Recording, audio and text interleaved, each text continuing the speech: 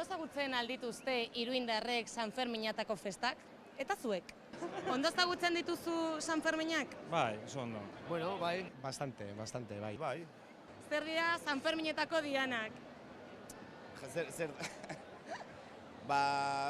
Zazpiak laurden gutxitan Pamplonesak jotzen du, egunero ibilbide desberdina daukate, eta ibiltzen dira, jendea esnatzen edo aritzen ziren, gaur egun ez da behar, jendea esnatuta dagoela. Kantak dira? Bueno, gutxi gora bera, goizero La Pamplonesa musika banda teatzen da Iruñatikan, jendea esnatzeko. Entzierro baino lehen edo... Entzierro baino lehen. Dianak, goizetan hori, txistua edo kalean zehar pasatzen diren txistulariak edo...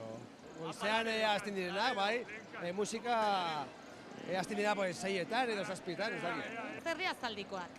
Zaldikoak? Konpartxan badira 6, eta egurra ematen zuten, nik uste bigunduin direla, bain gutxiko jotzen dute. Oso ondo.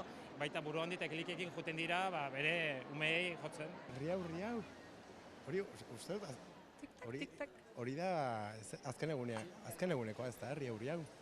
Riaua bazen San Fermin bezperan, 6an, lauretan edo bostetan, zeun urtea, ateratzen zen segizio labur bat, kale estu bat besterik, estua ez, Iruñoko kale nagusia pasatzen zuna, eta gazteria jartzen zen aurrean udaletxeari urratsa geldia araziz edo. Gainditu dezu, gure azterketa, zorionak!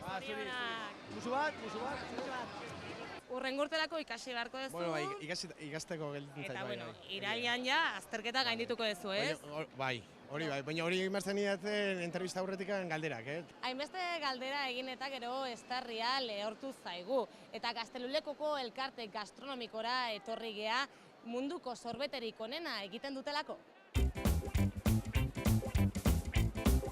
Ona dago? Primerakoa, hobeagoa ezin, Zein da zuen sekretua? Sekretua da modia, bai? Baina hemen izoskia eta txampaina. Bai, esango dizuet, gure sekretua txampaina da. Sekretua ondo gordetzen dezute hemen Gaztelulekuko elkartea. Hori da, bai, giltzazpian.